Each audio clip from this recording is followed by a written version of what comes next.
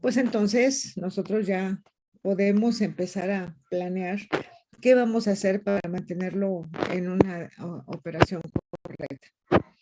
Entonces, teniendo esos inventarios, pues vienen los programas de conservación. Quedamos que la conservación pues era garantizar que la operación de un equipo esté de acuerdo a las especificaciones de fabricante. Eso es lo que se busca.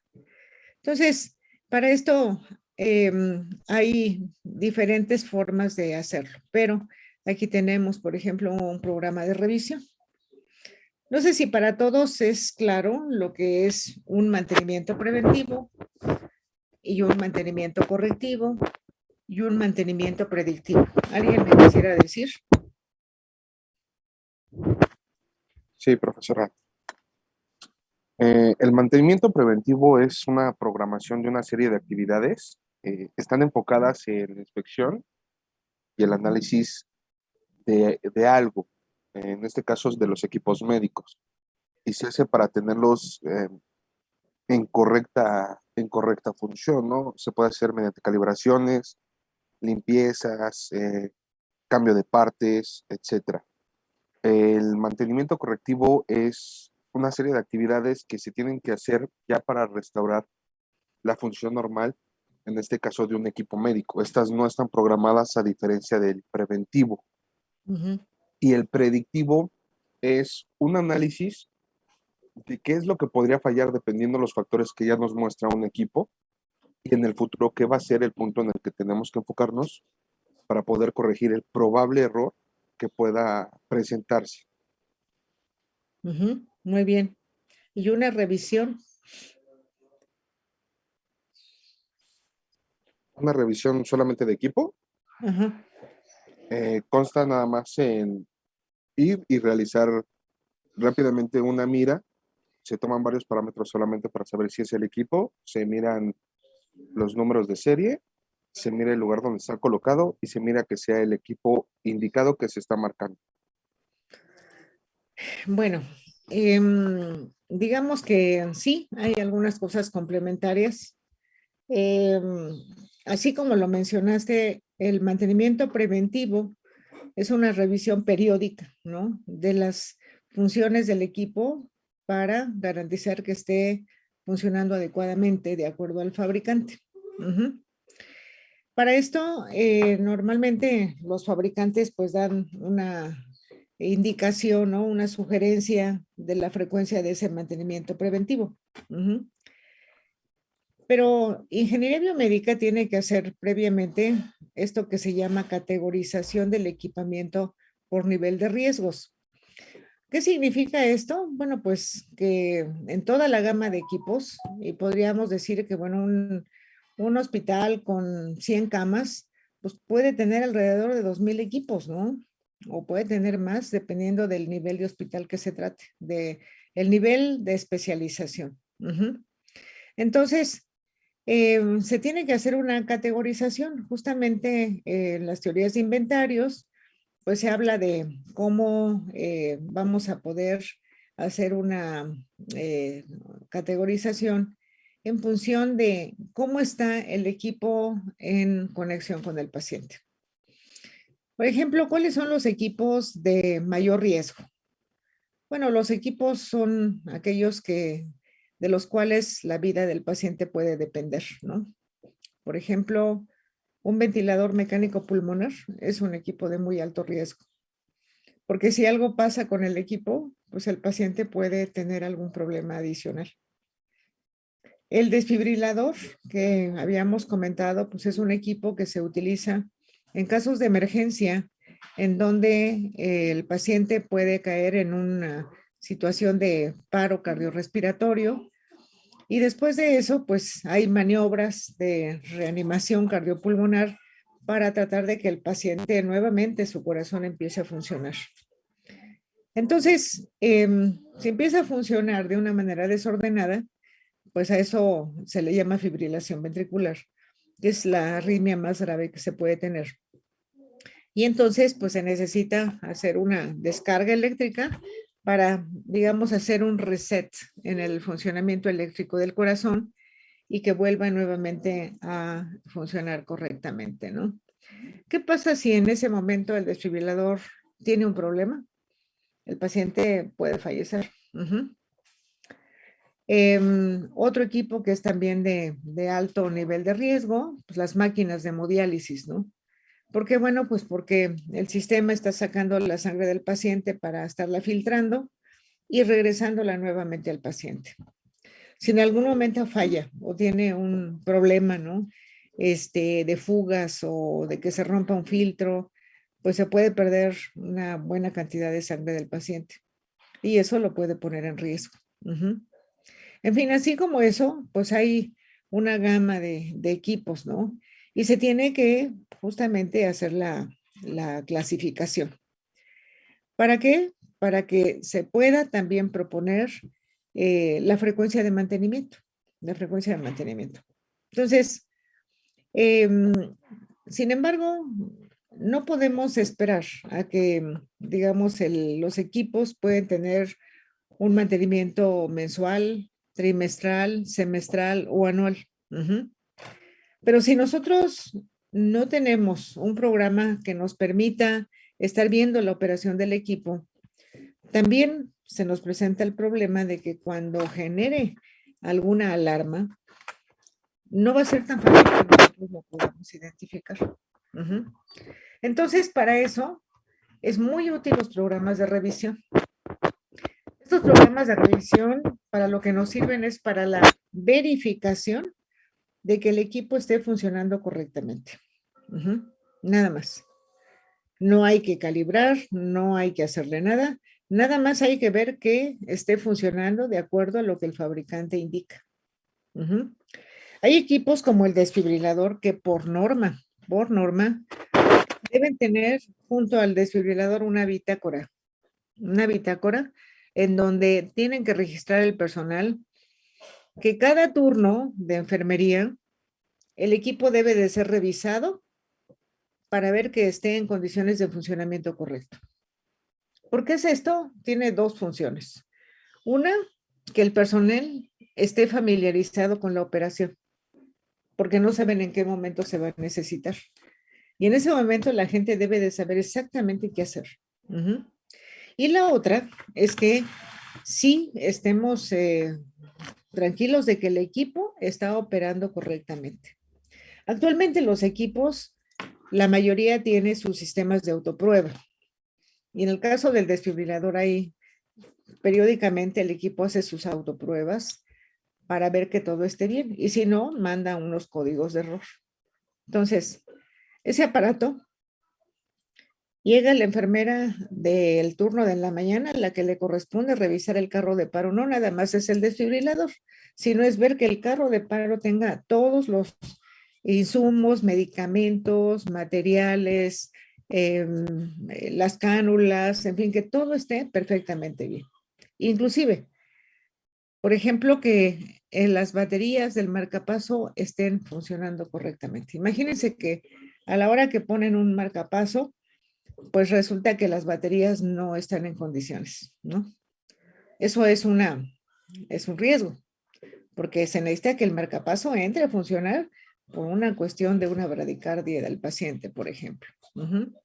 Entonces, así como eso, se hace un programa de revisiones para pues todos los equipos de las áreas que son más críticas, ¿no? Por ejemplo, el área de urgencias, el área de terapia intensiva, las áreas de cirugía, las áreas de terapia intermedia, deben tener una revisión permanente. Esas revisiones también nos dan la oportunidad de que podamos detectar si algo está pasando con el equipo. Por ejemplo, si ustedes van y revisan un equipo y se dan cuenta de que hubo cambios en la programación, cambios que no se deben hacer, ¿no? Y que alguien estuvo pues entrando al sistema, cambian la programación y que eso eventualmente puede generar un problema, porque si cambian parámetros, pues a lo mejor el equipo ya no va a funcionar de la manera en que debiera en el momento de necesitarse. Entonces, da la oportunidad de ver, de identificar si hay algún problema y buscar la razón del problema. No se trata nada más de decir, bueno, ahorita lo vuelvo a programar y ya se queda. Mañana lo van a encontrar igual. Entonces, ¿a qué vamos? Bueno, pues que muchas veces este tipo de cosas es por falta de capacitación del personal. O saber si el personal está requiriendo alguna cosa adicional. Bueno, pues entonces tienen que informarlo y tiene que verse cómo se hace la programación de ese equipo. Entonces, el programa de revisión, por ejemplo, en las áreas quirúrgicas, se debe de hacer diario, por lo menos una vez al día, revisar todo el equipo de las diferentes áreas quirúrgicas para que el ingeniero vea que todo está funcionando bien, que el médico va a tener la tranquilidad de que todo está en orden y que no empiece, digamos, durante el día, pues que ya falló en un equipo, en un quirófano, en el otro, en fin, ¿no? Sino que es una rutina de revisiones. Ya que se hizo toda la revisión, bueno, ya pueden entrar a trabajar. Eso no significa que de repente no tengan necesidad de algo, pero ya no es lo mismo que no sepamos cómo están las condiciones del equipo. Entonces, este programa de revisión es algo que se debe de implementar, porque también, digamos, si los ingenieros biomédicos, que son los que deben de dominar el manejo del equipo, pues la única manera de dominarlo es trabajando con el equipo y sabiendo cómo manejarlo, cómo identificar una falla. A que si hoy le dan el mantenimiento y el otro mantenimiento va a ser dentro de 6 meses, yo les garantizo que va a haber problemas a la hora que se presente pues algún requerimiento del médico, de la enfermera. ¿Por qué? Porque no se tiene el expertise de tener muy claro cómo debe ser la operación de ese equipo. Entonces, este programa de revisión es de las cosas más importantes que se deben hacer dentro de los programas de ingeniería biomédica. Obviamente el programa de mantenimiento preventivo, pues ese es, por supuesto, la guía para también programar las actividades de los ingenieros que están en el hospital. ¿Por qué? Bueno, porque hay mantenimientos que son mensuales, otros trimestrales, otros semestrales. Y entonces, pues en un sistema de cómputo deberán tener toda la programación de todas las áreas y eventualmente las áreas son asignadas pues a los ingenieros, pues dependiendo del tamaño del hospital y dependiendo de la cantidad de equipos, ¿no? Es común que, por ejemplo, el ingeniero que se dedica a la parte de imagenología, pues solo se dedica a imagenología, ¿no? Para hacerse un experto se necesita que todo su tiempo se dedique a ver los equipos de imagen, los diferentes tipos de aparatos. Que no quiere decir que los va a reparar ni que los va a dar un mantenimiento preventivo, porque pues esos son otro nivel de tecnología que requiere. No es que el ingeniero no fuera capaz en un momento dado, pero requiere de cosas muy específicas que solo las empresas tienen, sobre todo para hacer las pruebas de control de calidad. Sin embargo, los ingenieros biomédicos pues deben tener en cuenta que son los responsables de garantizar el control de calidad de los equipos, porque de ahí va a depender pues, la calidad de los estudios de diagnóstico o de tratamiento, dependiendo. Entonces, bueno, el programa de mantenimientos preventivos, pues eso también, saber quién debe dar el mantenimiento preventivo. Lo da ingeniería biomédica, lo da la compañía proveedora y bueno, se tiene que hacer pues así religiosamente el día que le toca un aparato, ese día se tiene que hacer. Son muchos los equipos que hay en el hospital, muchos. Entonces, si no hacemos un programa, nos vamos a perder. La otra es el control del mantenimiento correctivo. Obviamente aquí, como lo mencionabas, Eduardo, no hay una programación porque uno no sabe cuándo se va a presentar una falla. Lo que sí podemos decir es que si el programa de mantenimientos preventivos funciona, la probabilidad de mantenimientos correctivos se disminuye mucho. ¿Por qué? Porque durante las revisiones y durante los programas de mantenimiento preventivo, pues se pueden identificar fallas que eventualmente se puedan presentar, ¿sí? Entonces, ¿Qué tenemos que hacer aquí? Bueno, pues llevar un control de la calidad de los servicios. Si lo hace el mantenimiento correctivo e ingeniería biomédica, que hay muchos equipos que sí los pueden hacer, siempre y cuando tengan los elementos necesarios para poder garantizar la reparación de un equipo. Por ejemplo, actualmente ya no es nada más, como lo veíamos en una diapositiva anterior, nada más de hacer pues el mantenimiento, sino que se debe tener el equipamiento necesario para poder hacer la calibración, la verificación, las pruebas de seguridad eléctrica, mecánica, en fin, lo que haya que hacer para ver que efectivamente el equipo está funcionando adecuadamente. Algo fundamental es que el ingeniero biomédico debe de llevar un control de la tecnología en varios parámetros. Por ejemplo, los costos de mantenimiento de los equipos y la productividad de cada equipo, ¿no? ¿Por qué? Bueno, porque vamos a pensar que tenemos un problema con un equipo de rayos X, ¿sí? Hay un problema, se necesita hacer una reparación, a lo mejor se necesita hacer el cambio del tubo de rayos X, en fin, ¿no? ¿Qué va a suceder? Bueno, pues que en el momento en que se presenta el problema, el equipo se para. Ingeniería biomédica lo tiene que reportar al proveedor porque es de los equipos que el mantenimiento tanto preventivo como correctivo se hace externamente.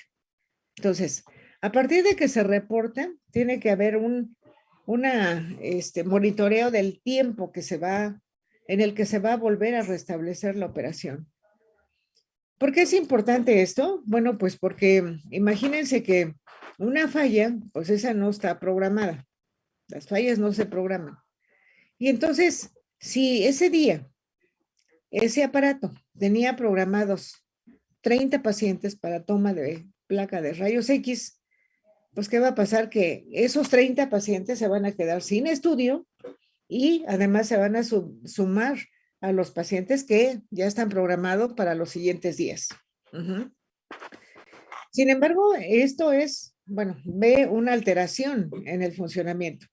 Pero a lo mejor si el mantenimiento correctivo va a requerir de refacciones y esas refacciones no las tienen disponibles, pues entonces hay que llevar la cuantificación del tiempo. Y no es nada más lo que cueste la reparación, lo que cueste la refacción, sino también se tiene que cuantificar cuántos estudios por día se dejaron de hacer. Cada estudio tiene un costo y entonces saber cuántos estudios se dejaron de hacer. Pero aparte hay otra cantidad de costos indirectos que también se suman a la cuenta. Por ejemplo, si por ese estudio que se dejó de hacer, el paciente tiene que permanecer más días en el hospital. Y entonces cada día hospital de los pacientes tiene un costo. Entonces tenemos costos directos y costos indirectos. Al final tiene que ser la suma de los directos más los indirectos. Y la otra es ver la productividad en función de cuántos días se dejó de trabajar. Y esto se tiene que ir tabulando para ver cómo se están comportando los equipos en cuanto a su garantía de operación y por otro lado, en cuanto a sus costos de mantenimiento. Entonces, bueno, aquí hay mucho que hacer y se requiere de una estructura de organización adecuada para llevar toda esa información. ¿Por qué? Bueno, porque esto nos va a dar información para que nosotros podamos presentar a las autoridades en el momento en que se necesite hacer un recambio de equipo. ¿Por qué? Porque ya no es funcional, porque ya no hay una garantía de operación, porque a lo mejor ya no hay refacciones, es un equipo obsoleto, porque los tiempos de disponibilidad se van reduciendo mucho y entonces complican todo el funcionamiento del hospital. Entonces, estos indicadores de productividad, de costos, son necesarios mantenerlos sobre todo en equipos de alto costo, como son todos los de imagenología. Otra parte importante, pues, es el programa de capacitación continua. En los hospitales, en general, siempre hay un cierto rotación de pacientes dentro de las áreas hospitalarias. No siempre el personal es el mismo, ¿no? Sobre todo hablando de áreas como urgencias, como las terapias intensivas, como hospitalización, hay cierto movimiento. Entonces, puede ser que llegue a un área personal que no sabe la operación de los equipos. Y entonces, en ese momento, va a empezar a haber problemas. Entonces, se necesita que haya una coordinación en el momento en que haya cambio de personal. Tiene que darse la capacitación para evitar problemas futuros o problemas de descomposturas. Entonces, programas de capacitación. Muy bien. Bueno, entonces ya tenemos aquí pues una serie de actividades, ¿no?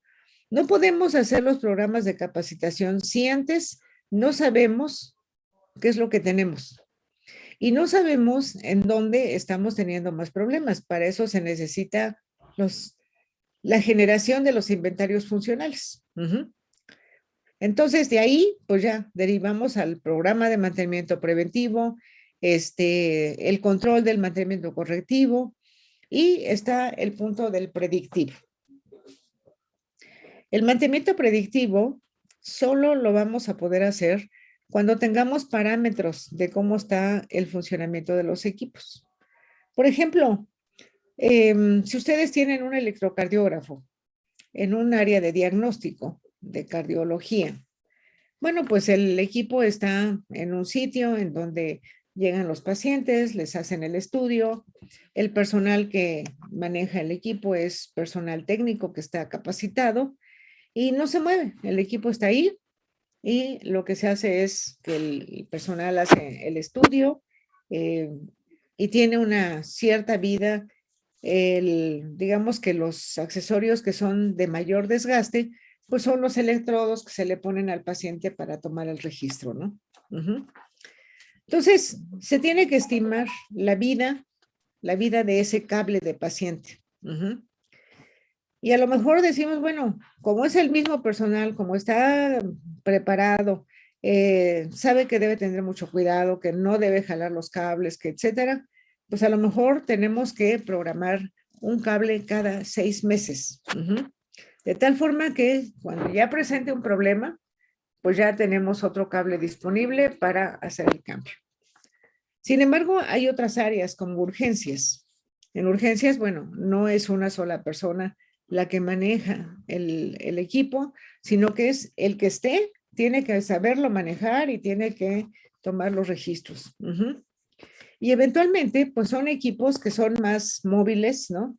Que se tienen que llevar a diferentes lugares, que el personal es variado y obviamente en la vida media de los equipos que son móviles tiene un desgaste mayor, tiene un riesgo mayor y eventualmente los cables de paciente pueden tener una ruptura más temprana. Por lo tanto, pues a lo mejor necesitamos programar un cable cada 4 meses, ¿no? O sea, tener listo el accesorio necesario para evitar que el equipo se quede parado.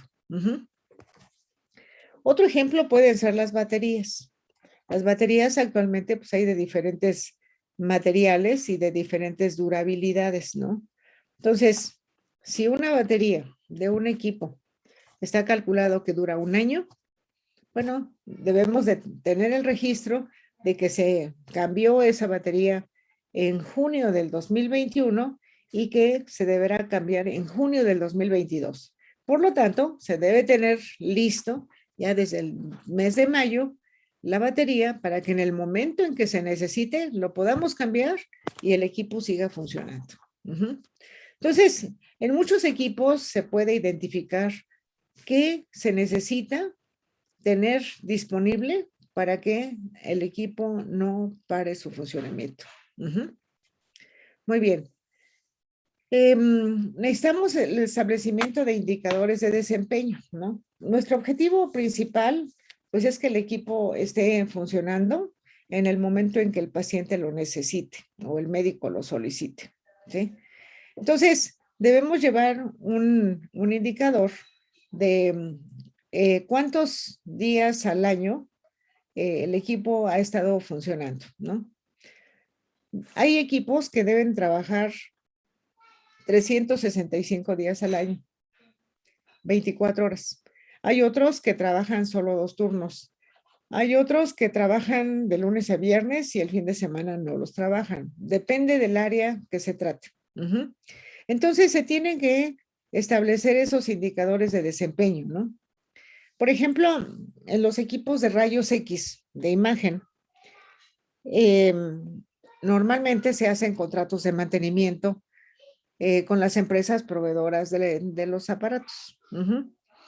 Entonces, si nosotros decimos, bueno, pues el contrato de mantenimiento lo vamos a hacer para garantizar que los 365 días del año, 24 horas esté funcionando, va a ser un costo de mantenimiento demasiado alto que tampoco se justifica, ¿sí? Entonces, tiene que hacerse un análisis muy racional de qué es lo que vamos a pedir, ¿no? Que nos coticen, que nos propongan. Entonces, por ejemplo, si tenemos un área de imagen, bueno, la mayoría de los servicios de imagen, pues trabajan todos los días, pero con una carga, digamos, con una carga de trabajo normal, pues a lo mejor podríamos considerar que al día están trabajando 15 horas. No es que en la noche no trabajen, pero la frecuencia de uso se disminuye mucho.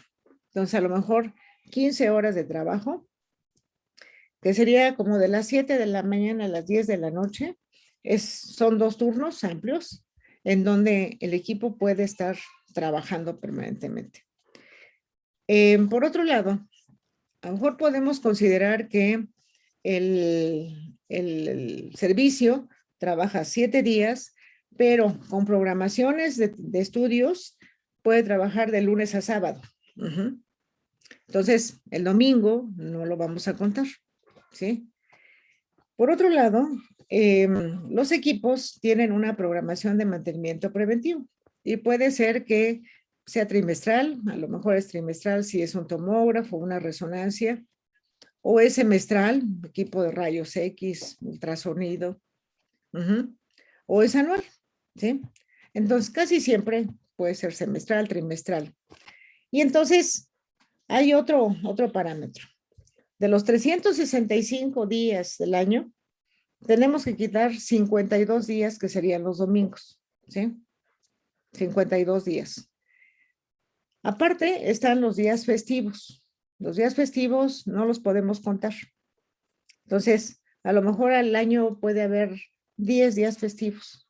Entonces, váyanle restando 365 menos 52, son como 307. Menos 10, son como 197 días, ¿no? Menos, vamos a pensar que 4 días de mantenimiento preventivo programado, nos quedan 393 días. Entonces, sobre 393 días es lo que vamos a hacer el contrato de mantenimiento con la empresa. Y también decir, bueno, 15 horas durante el día es lo que van a trabajar. Aunque en la noche haya trabajo, pero siempre se reduce mucho. Hay excepciones, ¿no? Hay excepciones. Por ejemplo, las resonancias magnéticas, es conveniente que trabajen las 24 horas. ¿Por qué? Bueno, porque el equipo primero no se cansa. La otra es que todo el sistema está trabajando las 24 horas y por el tiempo de estudio que se lleva cada paciente por región, habíamos dicho que anda en 45 minutos, ¿no? Lo cual quiere decir que, pues, si llevamos una muy buena programación, a lo mejor estarán haciendo por día entre 24 y 30 pacientes, no más. Entonces, pues es conveniente que se trabaje día y noche por esos tiempos que tardan los estudios. A diferencia de la tomografía, que cada vez los tomógrafos son más rápidos, que a lo mejor en 15, 20 minutos hacen estudios, digamos, de una dimensión de 30 centímetros.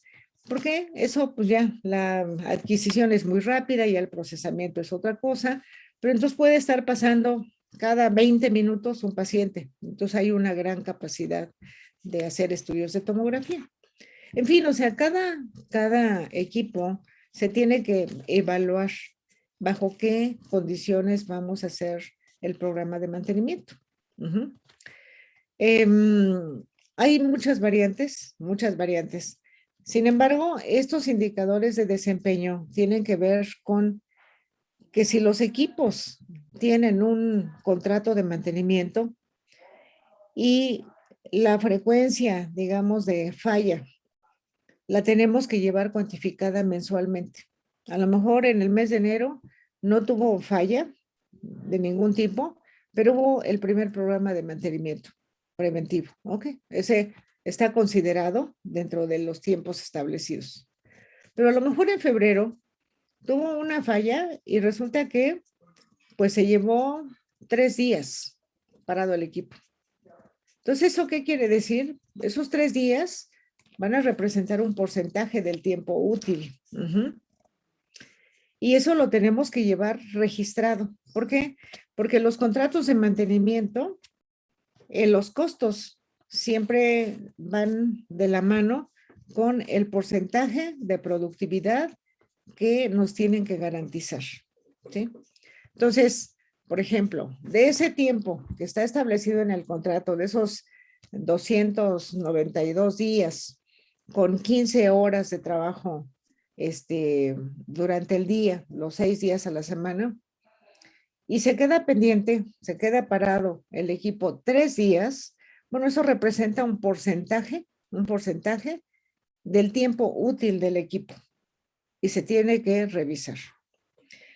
Los contratos de mantenimiento se calculan en función del porcentaje de tiempo útil, ¿no? Si nosotros quisiéramos que fuera el 100%, pues nos saldría demasiado costoso, no nada más por la disponibilidad que tendrían que tener los ingenieros de estar ahí en el hospital, sino de todas las refacciones que deberían de tener. Y obviamente, pues eso lo tiene que pagar el hospital, ¿no? La empresa no lo va a pagar. Entonces, generalmente, lo que se negocia es por el 95% o más del tiempo de productividad, ¿no? Ese 5% es el tiempo que durante el año puede quedar suspendido el equipo y que está dentro del contrato y digamos que no tenemos que ver. Pero si baja del 95%, entonces pues hay penalización para la empresa. ¿Por qué? Bueno, porque está ya costando mucho más el mantenimiento, como les decía, no nada más por el pago del contrato de mantenimiento, sino por todos los costos indirectos que implica tener un equipo parado. Uh-huh. Entonces, así es como se llevan a cabo los indicadores de desempeño. La rentabilidad del equipamiento también es otro punto que va aparejado, ¿no? O sea, todo va a costar. Cuesta el mantenimiento de cualquier equipo y casi siempre el costo del mantenimiento está dado en porcentaje de lo que cuesta el aparato, ¿sí? Depende de la vida del equipo, pero pues puede andar entre el 6 y el 10% de lo que cuesta el equipo. Si ya está costando más arriba del 10%, se tiene que empezar a evaluar la rentabilidad del equipo. ¿Por qué? Porque puede estar ya costando muy caro, no nada más no nada más es el costo del mantenimiento, sino la falta de disponibilidad del equipo.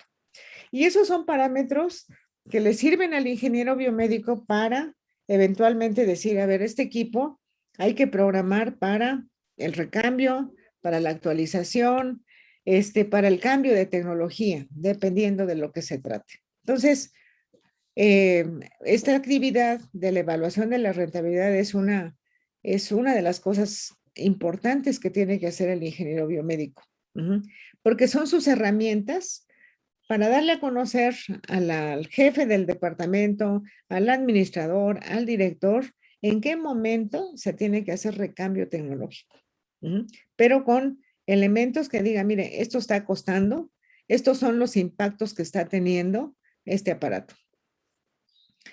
Otro punto es la participación en los comités de calidad hospitalarios. Los hospitales actualmente tienen que ser sometidos a un proceso de certificación. Ese proceso de certificación es la evaluación de cómo se están llevando a cabo los procesos de atención de los pacientes y se evalúa pues la infraestructura del hospital, el equipamiento, pero no nada más eso, sino todo el capital humano con el que cuenta el hospital. Esto es que los médicos sean certificados, que el personal técnico tenga también sus certificaciones, que los ingenieros biomédicos sean ingenieros y tengan preparación para el mantenimiento de los equipos.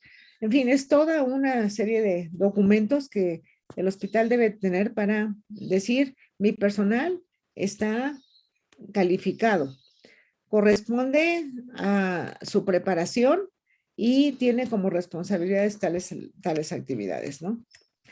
Por ejemplo, si en un momento dado, en un proceso de certificación, dan seguimiento a, digamos, la atención de un paciente y vamos a pensar que llega al servicio de urgencias y en ese momento tienen que hacerle estudios, hay un tiempo definido para que puedan llegar a un diagnóstico y a lo mejor ese paciente viene con un problema cardíaco y tiene que ser pasado rápidamente a un servicio de hemodinamia para evitar que se infarte. A lo mejor trae un problema de infarto en evolución, ¿sí?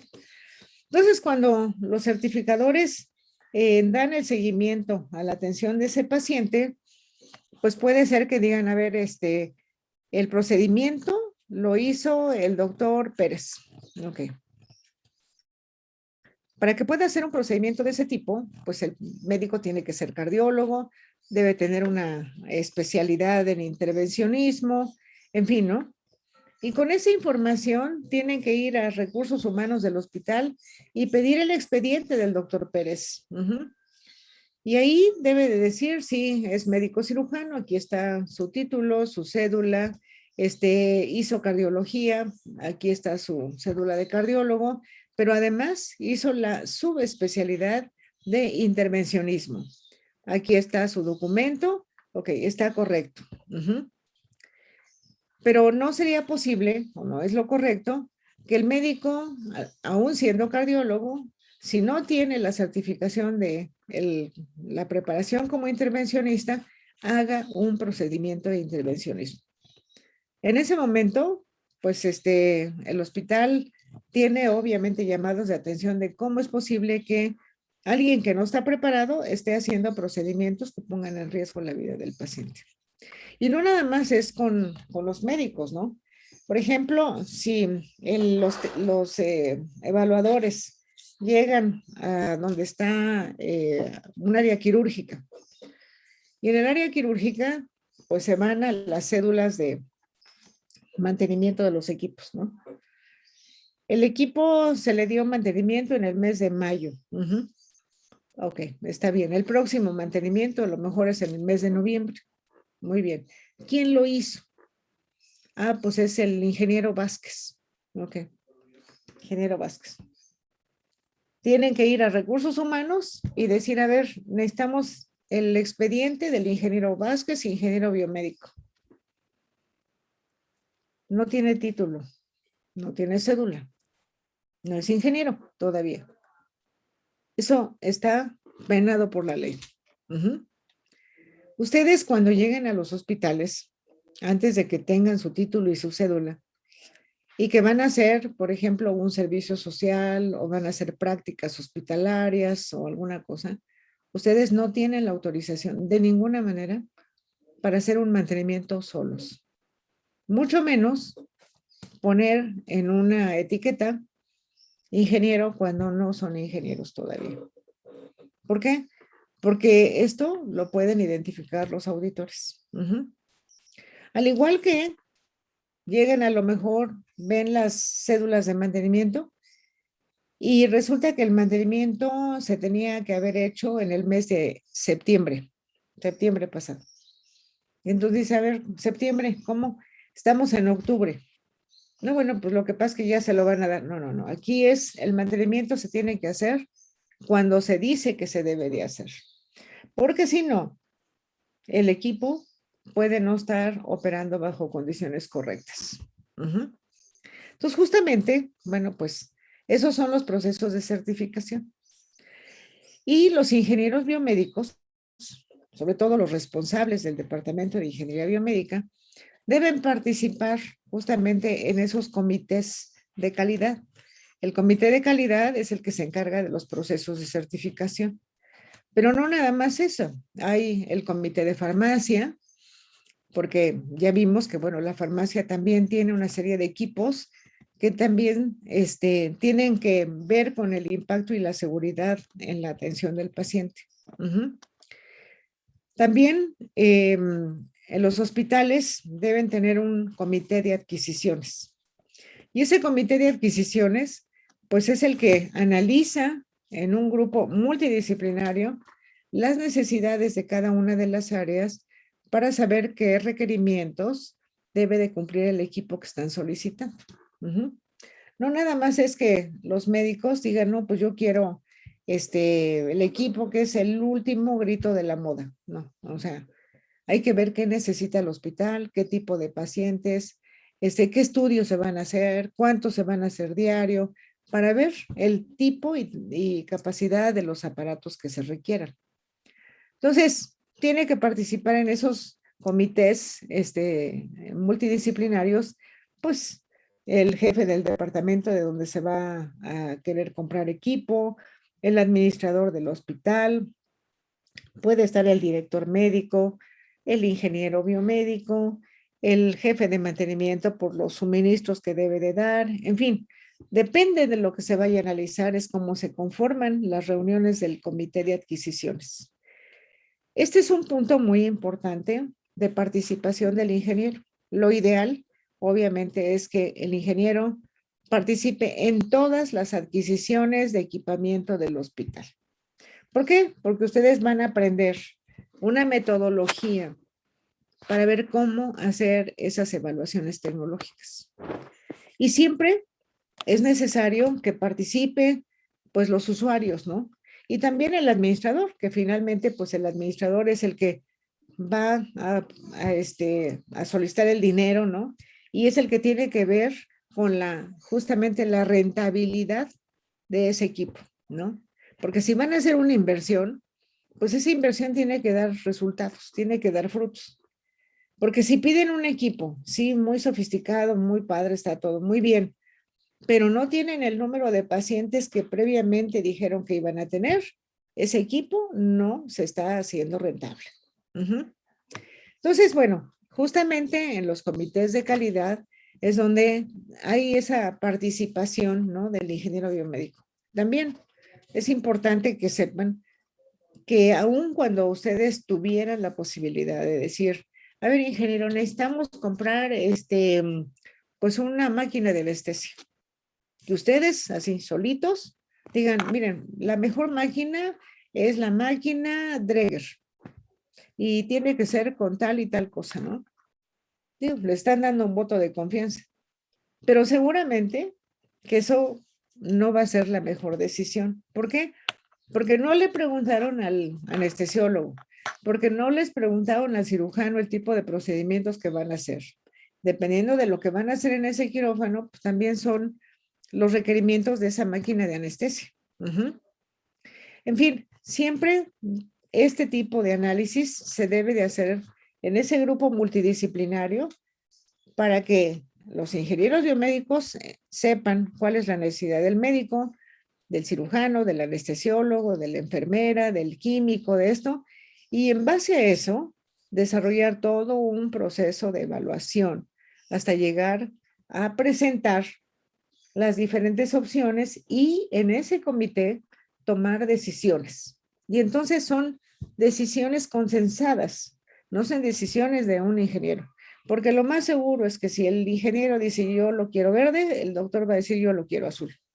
¿Mm? Entonces, lo que se necesita es que sean grupos de análisis para que todo el mundo esté de acuerdo, ¿no? Y también para que convenzan al administrador pues, de hacer la inversión. ¿sí? Entonces, bueno, hay diferentes tipos de comités. Está, por ejemplo, el Comité de Seguridad del Hospital, pues es el que tiene que ver con todos los programas, ¿no? De protección civil, por ejemplo, de la seguridad contra incendios, de la seguridad contra, en los hospitales, robos de infante, los de agresión física. En fin, hay diferentes comités de seguridad. Ingeniería biomédica no tiene que estar en todos, pero sí tiene que estar en los que le corresponden. Por ejemplo, en el de protección civil tiene que estar. En el comité de calidad para la certificación tiene que estar. En el de farmacovigilancia, por la cuestión de farmacia, debe de estar. En el comité de infecciones tiene que estar. ¿Por qué?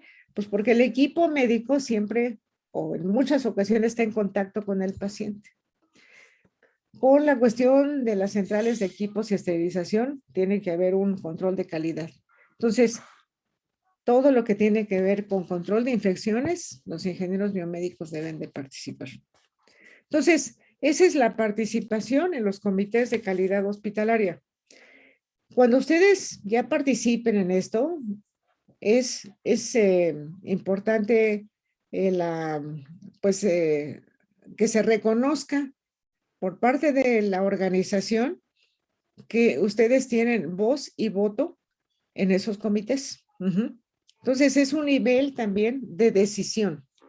Participar en los comités es porque ustedes ya tienen un nivel de decisión. ¿Ok?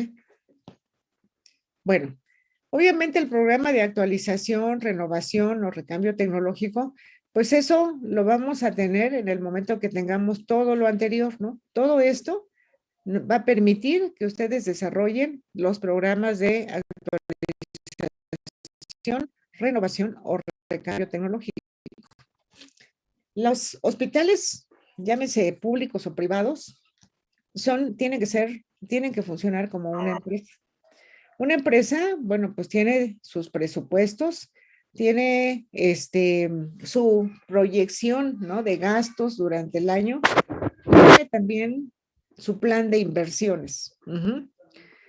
Si el médico dijera hoy, yo necesito que me compren una nueva máquina de anestesia, porque vamos a hacer cirugía de corazón y entonces pues se requiere una máquina que tenga tales características, que tenga varios monitores repetidores de las señales del paciente para que lo vea el segundo cirujano, para que lo vea el anestesiólogo, en fin, ¿sí? Bueno, no se lo van a comprar hoy, pero si el hospital tiene un plan de inversiones, generalmente los planes de inversión se presentan en el mes de septiembre, así como el presupuesto de la Cámara de Diputados y esto. ¿Por qué? Porque tiene que haber un tiempo de análisis para decir, ok, de todo esto que nos están pidiendo, vamos a autorizar tal y tal y tal y tal. No hay dinero para todo, pero tienen que priorizar las inversiones. Entonces, todo el mundo debe saber que estos programas de actualización, los ingenieros lo deben estar presentando a todos los servicios en el mes de mayo. ¿Para qué? Para que se analice, para que se solicite, para que se integre en los presupuestos. Con todo el soporte que tienen de los indicadores de desempeño y el de rentabilidad de los aparatos. ¿De acuerdo? ¿Alguna duda de esta diapositiva? Es muy importante esta parte. Créanme que ustedes deben tener claridad de qué hacen los ingenieros biomédicos en los hospitales. Y hacen muchas cosas. ¿Dudas?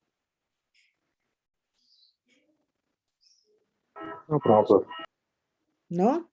¿Ninguna? ¿Ninguna duda?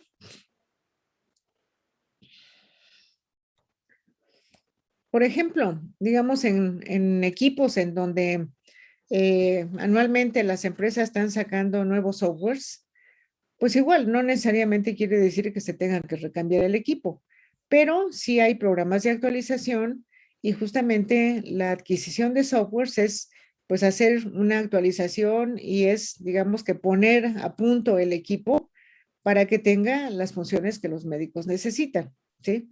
Claro, cada petición tiene que ir respaldada pues por número de pacientes, por el tipo de enfermedades que manejan, en fin, para que se pueda justificar hacer la inversión. No es nada más así de, bueno, como la carta Santa Claus, ¿no? ¿Sí? ¿De acuerdo? Bueno, ahora, esta es la parte, digamos, muy resumida de lo que es el soporte técnico de ingeniería biomédica. Cuando vimos las diferentes áreas en el hospital, el área de ingeniería biomédica es una de las áreas de soporte técnico. La otra es el área de sistemas, la otra es la de conservación y mantenimiento y la de comunicaciones, ¿no? Entonces, digamos que esto es la gestión de tecnología. Digo, está resumido aquí en 10 renglones, pero esto, llevarlo a cabo, pues es un trabajo diario, continuado, organizado, estructurado, para que realmente podamos llegar a este punto de decir qué vamos a actualizar, cómo lo vamos a hacer, cuáles conviene renovar o cuáles hay que cambiar, hacer un recambio tecnológico. Por ejemplo, si en el hospital vamos a pensar que el equipo de rayos X es un equipo analógico, pero el hospital tiene una gran demanda de estudios de rayos X. Obviamente con un equipo analógico, pues no se tiene tanta capacidad por los tiempos de proceso, ¿no? Que el otro día comentamos. Aún así, hay equipos que tienen la posibilidad o servicios que tienen la posibilidad de hacer una digitalización. Pero esa digitalización finalmente pues es hacer el estudio, hacer la digitalización, pasarlo a un sistema que pueda ser evaluado. Pero es un paso adelante. Pero resulta que la demanda de servicios es muy alta y que obviamente pues no hay capacidad. Entonces tienen una larga cola de espera para estos estudios. Entonces, bueno, con esos datos, ¿quién los tiene? Pues los tienen los responsables de los servicios. O sea, la demanda puede ser 100 estudios de rayos X y resulta que pues están haciendo 60 porque el tiempo que les lleva el proceso, que el médico vea la placa, que si se vuelve a tomar, que si todo esto, pues hace que se retrasen. Entonces, se pierde mucho tiempo. Vamos a pensar que hay una demanda grande de estudios, que no hay capacidad, y entonces es cuando podríamos pensar en un recambio tecnológico. Un recambio tecnológico es no comprar un equipo similar, a lo mejor de un poco más de capacidad, sino un recambio tecnológico es cuando hay que dar un brinco, ¿sí? Para poder cubrir una demanda que tenemos ahí pendiente, ¿no? Entonces, ¿cuál sería el recambio tecnológico? Pues de un equipo analógico a un equipo digital, ¿sí? Con un equipo digital, pues el estudio de rayos X se puede hacer uno cada 5 minutos si la coordinación para la entrada del paciente, la salida y en fin, fuera muy expedita, se podría hacer uno cada 5 minutos, ¿no? Pero vamos a pensar que cada 10 minutos está programado. Entonces, esto habla de que, pues ya en una hora pueden hacer fácilmente 10, 15 estudios. Por el número de horas útiles, ya tienen una buena capacidad de producción de estudios, ¿no? Entonces, es cuando se decide el recambio tecnológico. ¿Qué es lo que pasa? Bueno, obviamente de un equipo analógico a un equipo digital, pues el costo es muy diferente, pero también es cierto que tiene una mayor productividad, ¿no? También se tiene que analizar que, bueno, no hay que tener nada más, o sea, todo el mundo quisiéramos tener los equipos digitales, ¿no? Es los mejores, por calidad de imagen, por tiempo, por todo eso, ¿no? Pero también el costo es importante. Entonces, si el hospital no tiene una gran demanda de estudios, pues no se justificaría tener un equipo digital, sino que tendría que ser, pues a lo mejor sí el equipo analógico con un digitalizador. Entonces sí depende de conocer cuáles son los requerimientos del hospital. ¿Sí?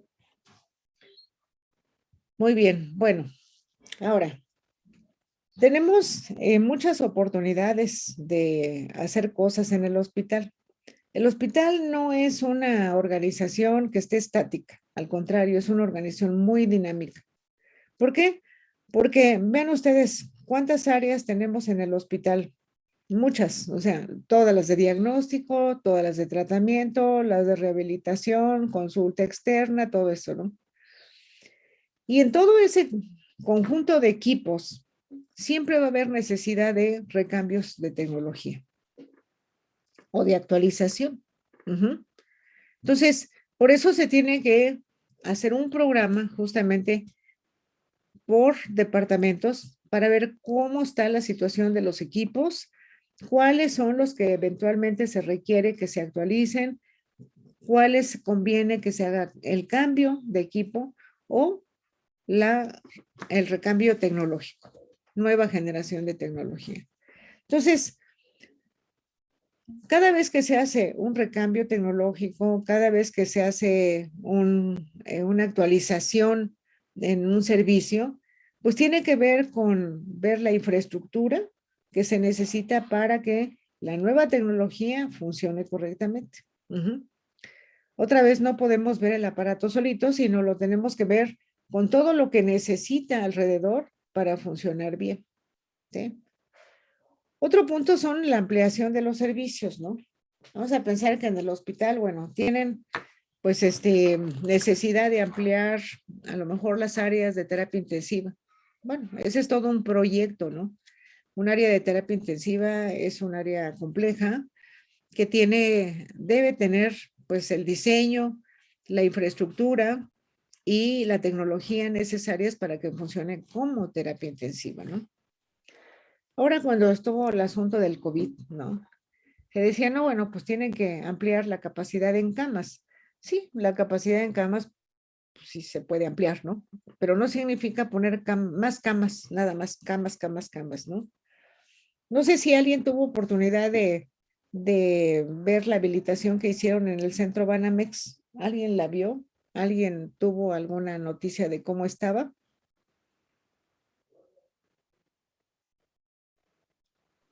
No, profe. No, maestra. ¿No? Nadie tuvo necesidad de andar por ahí eh, por, por algún familiar o alguna cosa así. No. No, ¿Mande? profesor. No. ¿No? Qué bueno. Bueno, pues resulta que en el hospital pues hay diferentes áreas, ¿no? Como habíamos visto, tenemos las áreas de hospitalización, en donde un área de hospitalización pues lo que necesita es instalación eléctrica, gases medicinales, o sea, aire y oxígeno y vacío, digamos que lo necesario, lo básico para que pueda estar un paciente.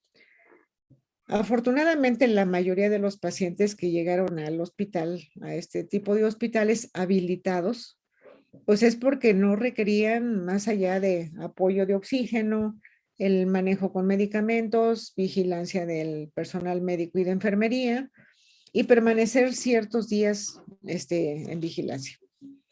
Entonces, con eso es suficiente. Entonces, habilitar un área para pacientes, pues puede ser relativamente sencilla como eso, que no es tan sencillo porque, pues porque los gases medicinales, pues necesitan instalaciones especiales, se necesita el sistema de alimentación de todas las líneas, el control de presiones, en fin.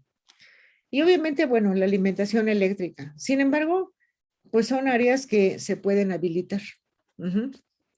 Pero ya un área de terapia intensiva, ese sí ya es otro nivel de infraestructura. ¿Por qué? Pues porque en un área de terapia intensiva tenemos, aparte de lo que es el equipo de monitoreo de signos vitales y todo esto, también están los equipos de soporte de vida, como por ejemplo pues los respiradores, los ventiladores, ¿no?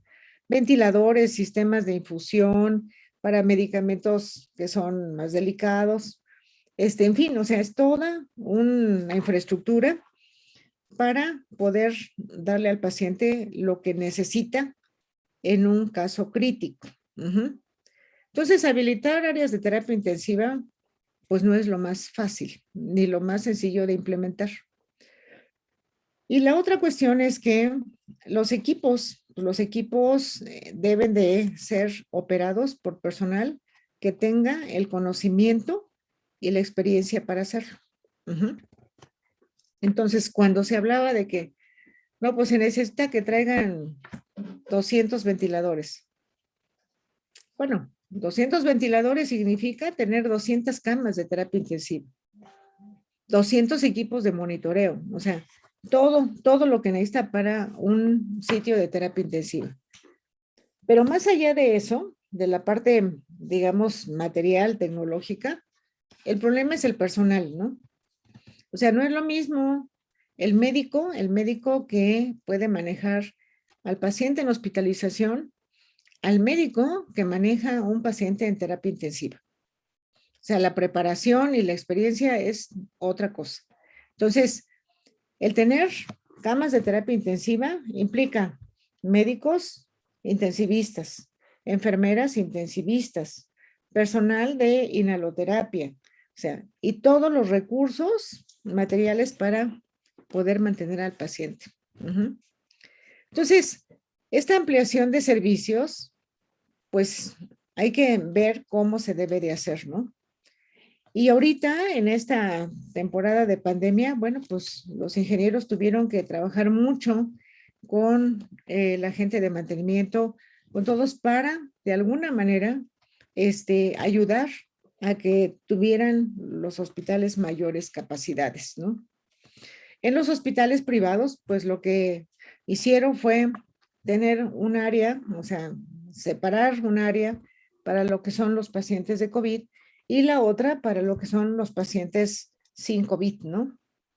Y tiene que ser dos áreas manejadas separadas con personal específicamente para áreas de COVID y el personal para las otras áreas, para, digamos que mantener la seguridad. Y los protocolos que tuvieron que implementar para que los pacientes que no iban para cuestiones de COVID, pues también hubiera una certidumbre de que el paciente llegaba, pero que no venía contaminado. Y para eso, bueno, pues estaban los estudios de laboratorio, los estudios de tomografía. La tomografía resultó ser, pues, la técnica que les daba mucho más certeza a los médicos de ver si el paciente tenía o no COVID o tenía un COVID en evolución y empezaban a tener cambios en el pulmón. Cosa que en general, pues la placa de rayos X sencilla, pues no lo puede dar, ¿no? Entonces, la ampliación de servicios, pues una de las cuestiones que los ingenieros biomédicos debemos de participar en ellas, ¿no? Simplemente si se va a implementar una sala de resonancia magnética, bueno, pues ahí los ingenieros tienen que trabajar con los arquitectos, con los ingenieros de la empresa que va a vender el equipo para hacer toda la planeación de lo que será la ampliación del área de imagenología para el área de resonancia magnética. O hacer ampliación en áreas de quirófanos o de terapia intensiva, o en fin. O sea, el hospital siempre tiene mucha actividad. No quiere decir que esto se haga todos los días, pero no es un sistema estático. Nuevos métodos diagnósticos. En el hospital ustedes aprenden mucho porque, bueno, porque los médicos obviamente saben mucho de los nuevos métodos, ¿no? Los nuevos adelantos, a través de los congresos, a través de las reuniones médicas, a través de las empresas proveedoras de tecnología. Uno aprende de las nuevas cosas que están apareciendo. Y eventualmente se tienen que hacer también estudios de rentabilidad, ¿no? Para saber si es algo que puede ser rentable en función del número de pacientes, en fin. Por ejemplo, nuevamente con del COVID que, pues, como que abrió muchas cuestiones que, había que resolver. Por ejemplo, las pruebas de PCR. Las pruebas de PCR, pues, los hospitales en los laboratorios tienen equipos para correr pruebas de PCR, pero que no eran para COVID, sino para otro tipo de enfermedades, ¿no? Entonces, había la disyuntiva de qué hacer, ¿no? O sea, comprar un equipo para hacer pruebas de PCR, pues debían de ser, tener una demanda muy alta para que el equipo fuera rentable. Y si no, pues no valía la pena porque no salen los costos, ¿no? De por sí, en un principio, el costo de una prueba de PCR pues andaba en 4 o 5 mil pesos, ¿no? Muy cara. ¿En cuánto está ahorita una prueba de PCR? ¿Alguien sabe?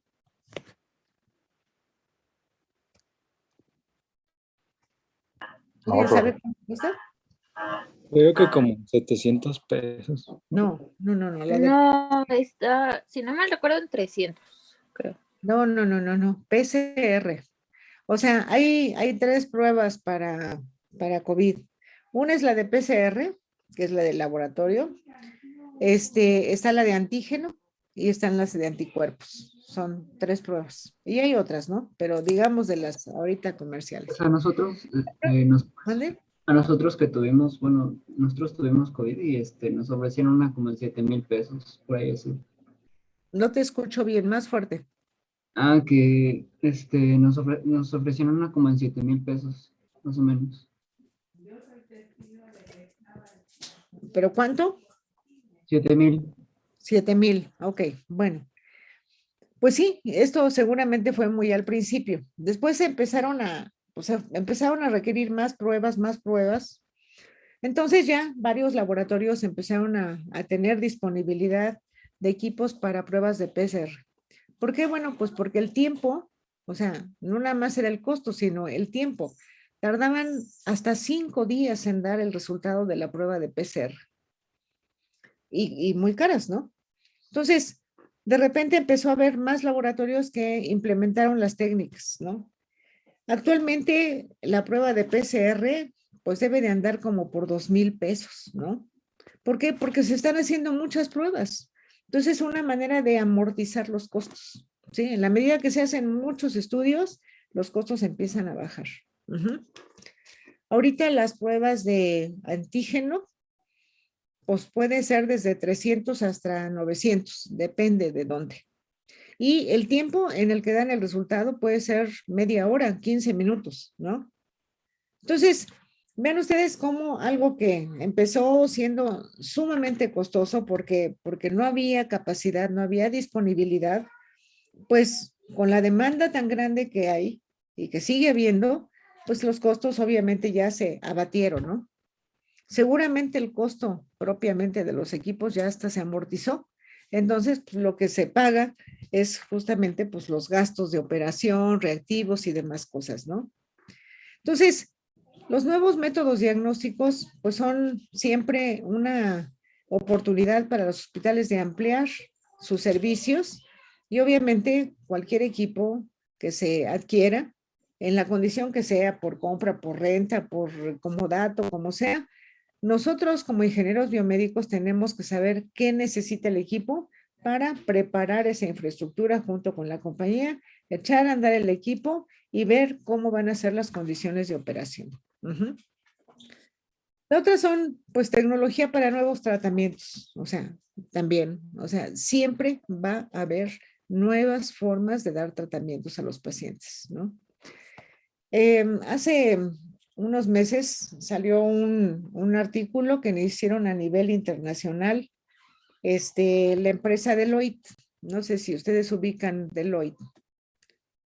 Es una empresa de consultoría a nivel mundial, ¿sí? Y entonces, pues ellos hicieron, junto con otras organizaciones en el mundo, un análisis para ver las innovaciones que van a dar, pues que están cambiando, ¿no? Que están cambiando la medicina, no nada más por lo que se nos ha presentado ahorita, sino en general, la medicina ya cambió. Ahorita ya cambió, la medicina no va a ser lo mismo que era hace 2 años. Y entonces, les voy a leer aquí algunos de los puntos. Una de las innovaciones es la secuenciación de genética. Ustedes saben que durante muchos años estuvieron haciendo los estudios de investigación para conocer el DNA y todo esto, ¿no? Eso ya lo terminaron hace ya varios años. Sin embargo, ahorita en lo que están trabajando, pues es en lo de medicina genómica. O sea, si nosotros nos hacemos un estudio de secuenciación genética, podrían decirnos las propensiones que podemos tener en cuanto a enfermedades, ¿no? A lo mejor traemos un gen por ahí para la diabetes o para un problema inmunológico o para un cáncer, ¿sí? Entonces, con esa información, nosotros podemos tener, pues ya, así como datos para decir, a ver, yo sé que tengo una propensión a la diabetes. Bueno, pues desde hoy me tengo que aplicar a llevar una dieta controlada y esto para no llegar al punto en que me dé la diabetes, ¿sí? Hay otras funciones o hay otras aplicaciones, por ejemplo, personas con cáncer.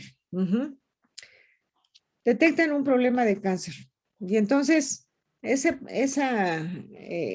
ese momento el paciente hoy, si tiene dinero, se puede hacer un estudio genético. Ese estudio genético lo que va a decir es qué tipo de cáncer exactamente es lo que tiene y qué medicamento es el que le va a pegar a ese cáncer. Ya no es así la generalidad de la quimioterapia, así como anteriormente era de que la quimioterapia era una mezcla de medicamentos y vámonos, ¿no? Para darle a todo. Ahora no. Ahora, con estos estudios, pues el médico puede saber exactamente el origen de ese cáncer y entonces tener el medicamento que sí le vaya a pegar a ese cáncer. Esto ayuda mucho a que haya más efectividad y que el paciente tenga menos efectos colaterales. Entonces, ese es uno de los grandes avances. Otro, ¿ustedes han escuchado de las impresoras 3D? ¿Sí? ¿Han escuchado de las impresoras 3D? Sí. Bueno, ese ha sido así uno de los súper grandes avances. ¿Por qué? Porque muchas cosas hoy se pueden hacer a la medida del paciente. Por ejemplo, las prótesis, ¿no? Las prótesis, una prótesis de cabeza de fémur, pues anteriormente lo que hacían era que el paciente llegaba al quirófano y las empresas proveedoras de las prótesis llegaban así con un maletín con todos los tamaños de prótesis para que en el momento en que el médico cortara y esto pudieran ver cuál era la del tamaño más adecuado para ponérsela al paciente. ¿Sí? Así es como se manejaba. Actualmente, con el apoyo de los estudios de imagenología, que son tan exactos, pueden saber el tamaño, la forma, la longitud, el vástago, etcétera, para que puedan hacer una prótesis a la medida. Y la otra cuestión más importante es el costo. O sea, es a la medida y puede ser a un costo más bajo. Entonces, esto está viniendo a revolucionar porque acuérdense que la curva poblacional, pues el problema de vivir más años implica tener enfermedades que son degenerativas, caídas, fracturas, etcétera. Entonces, pues este tipo de desarrollos, pues hoy viene a dar un apoyo enorme, pues a los pacientes.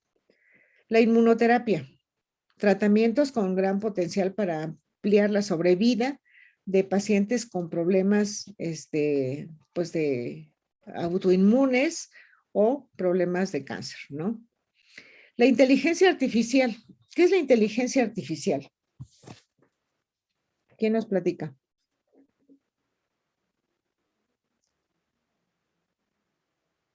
¿Qué es la inteligencia artificial?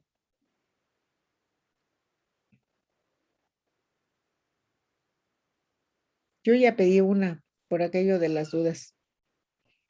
Pues es una programación que se basa en condiciones, ¿no? Busca soluciones basadas en un algoritmo y que se asemeja a ¿Busca la qué, perdón? que busca soluciones en base a un algoritmo. Busca soluciones. ¿En base a qué? más, aunque se parezca al pensamiento humano. En base a datos, ¿no? Entonces, en otros países que no es el nuestro, pero toda la información está estandarizada, ¿sí? En Latinoamérica, obviamente hay cosas que ya empiezan a estar estandarizadas, pero todavía falta mucho, ¿no? Pero en otros países la información ya está muy estandarizada. Por ejemplo, tienen las bases de datos, digamos, de todos los pacientes en los diferentes sectores médicos, ¿no? Nosotros aquí en México, como lo comentamos al principio, una cosa es cómo lo maneja el Seguro Social, otra es el ISSSTE, otra la Secretaría de Salud, otra los institutos, otros los privados, y entre ellos no se hablan. Uh-huh. ¿Qué quiere decir esto? Que no se puede compartir información. Uh-huh. Si estuvieran estandarizados, entonces se pudiera saber cuántos pacientes tiene el Seguro Social con sus parámetros de peso, de talla, de superficie corporal, de glucosa, de presión, de todo eso, junto con otras de otros hospitales, ¿no? Y los programas de inteligencia artificial podrían hacer un análisis de todo esto y encontrar información útil para dar solución a problemas. Uh-huh. Entonces, es esta etapa en donde las computadoras, se habla de la habilidad de las computadoras como para pensar, ¿no? Hacer mucho del trabajo que anteriormente o actualmente se hace manual, las computadoras ya pueden integrar toda la información, hacer el análisis y presentar resultados. Y sobre esos resultados se pueden hacer políticas de salud. Uh-huh. Ya no están al aire, sino es en base a información generada por los pacientes en las diferentes organizaciones de salud. Por ejemplo, en los estudios de mastografía, hay en algunas de las empresas tienen unos sistemas complementarios al estudio de mastografía que significa que ya que está el estudio, lo que hacen es mandarlo a una base de datos internacional. No lo mandan, sino que lo tienen en sus pantallas y el software, que es un sistema de ayuda computarizada, lo que hace es ver el estudio de la paciente y empiezan a correr todos los estudios de esa base de datos y van presentando información de lo que están buscando del estudio del paciente, lo van comparando con otro tipo de tumores, a lo mejor identificados, y dicen, se parece a ¿no? Puede ser tal tipo de tejido, ¿sí? Esto es muy importante, ¿por qué? Porque toda esa base de datos internacional son millones de datos que ya están estructurados. Entonces uno puede decir, no, pues lo que este tejido no es un tumor, es una fibrosis normal del tejido. Pero otro tipo de tejido, es un cáncer. Uh-huh. No es que el sistema haga un diagnóstico solito, no. Es un apoyo, es una ayuda para el médico para decir, cuando tiene dudas, de ver si esta imagen corresponde a un cáncer incipiente, algo que está empezando, ¿no? Claro, hay otros estudios complementarios. Si le hacen una mastografía, si tienen este sistema y le dice, puede ser un cáncer, bueno, a lo mejor ahora le hacen pues un ultrasonido o a lo mejor le hacen una tomografía junto con la mastografía, ahora ya hay también tomografía, o le hacen una resonancia magnética. El punto es poder identificar rápidamente si eso es un problema que se puede desencadenar en un cáncer o no, ¿sí? Entonces, la inteligencia artificial justamente ayuda mucho para este tipo de cosas, ¿no? Pero tenemos que trabajar en esa estandarización de información para que se pueda integrar a esas bases de datos y que sea parte de la estadística, ¿no? Y en esa estadística, pues entonces ya se pueden también ayudar a dictar políticas de salud. Ujú. Hay otra, la realidad virtual. Esto de repente pareciera como va a ser ciencia ficción y pues no, o sea, lo que sucede es que tiene que hacer simulaciones. Mucho se usa para capacitación, ¿no? O sea, anteriormente pues el médico aprendía de la prueba y el error, ¿no? Y lo hacía justamente en pacientes. Actualmente ya no, o sea, actualmente mucho de la enseñanza se hace por realidad virtual, o sea, se hace con simuladores, los softwares son pues ya tan poderosos como para simular diferentes patologías, cambiar parámetros en base a esas patologías y que el médico tenga esa posibilidad de tener ese adiestramiento para tomar decisiones y evaluar si esas decisiones hubieran sido correctas o no, en lugar de probar con un paciente, que eso pues ya es una cosa que vale mucho la pena para el entrenamiento. El estrés no se lo quitan. ¿Por qué? Porque está diseñado de tal forma que les van cambiando los parámetros como si el paciente de terapia intensiva, que sus parámetros cambian a cada momento, y el médico tiene que tomar decisiones. Entonces, mucho se hace pues para justamente la capacitación. Bueno, otra de las cosas que está revolucionando es el, el diagnóstico en donde se encuentra el paciente. Esto es, que el paciente ya no tiene que estar necesariamente yendo al hospital a toma de laboratorios o de señales fisiológicas, sino que el diagnóstico ahora se va a acercar a los pacientes en donde estén, a su casa, por ejemplo, ¿no? A través de una consulta de telemedicina. Es una forma mucho más eficiente de estar monitoreando al paciente, de evitar que lleguen a una situación crítica o que empiecen a peregrinar por los hospitales en búsqueda de una consulta y que a lo mejor se pueden complicar más de estar en el hospital sin que les den una consulta. Entonces, hoy la medicina se empieza a acercar más bien a los pacientes más que el paciente vaya hacia el hospital. Pero el otro punto importante es que a través de esas bases de datos, pues se sabe que el paciente debe tomar tal medicamento, tal otro medicamento, y que ver si efectivamente se lo está tomando, cuáles han sido los efectos, qué beneficios o qué alteraciones ha tenido. Es una forma de monitoreo continuo, cosa que actualmente pues no se da. En instituciones que dan medicamentos, pues el paciente va por sus medicamentos, es su responsabilidad, siempre será su responsabilidad si se los toma o no. Pero el resultado final es que muchas veces se dan cuenta de que el paciente no se toma los medicamentos y permanentemente está yendo al hospital porque trae problemas, ¿no? Entonces, también eso, pues es retrabajos, es que el paciente al final no tiene un buen resultado en cuanto a su salud. Los pacientes se tienen que hacer responsables de su salud. Cada persona, cada uno de nosotros tiene que hacerse responsable de su salud. Su salud no es responsabilidad del gobierno, no es responsabilidad de un seguro de gastos médicos, o sea, es de nosotros mismos, no es de nadie más, ¿no? Bueno, otro, hablan de el aprovechamiento de las redes sociales para mejorar las experiencias del paciente. Pues esto, como todo tiene sus pros y sus contras, ¿no?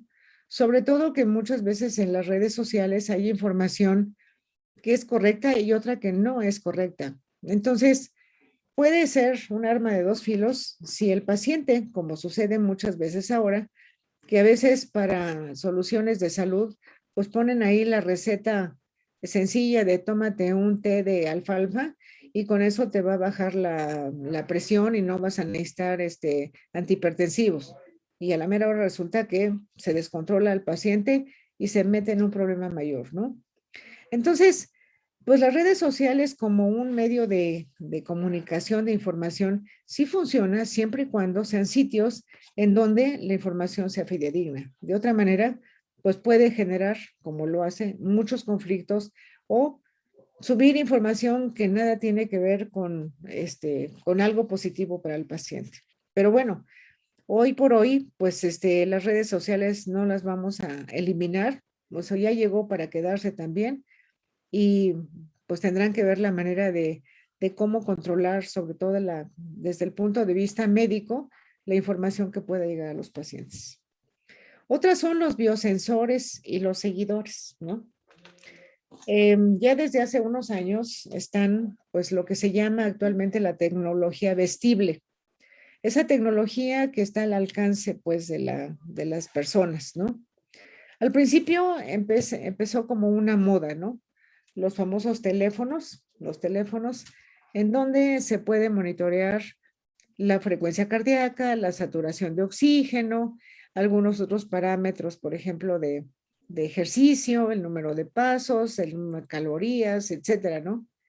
Entonces, hay diferentes niveles, ¿no? De estas cuestiones tecnológicas y mucho es con el fin de que el paciente o la persona esté como más al pendiente de su situación de salud, ¿no?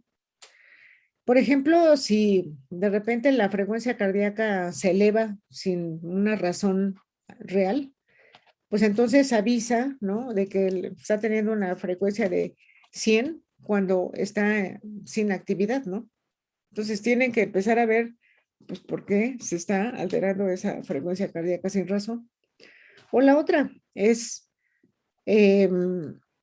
hay softwares que ya tienen en donde dicen, llevas 2 horas sentado, ¿no? Te tienes que levantar y caminar 100 pasos.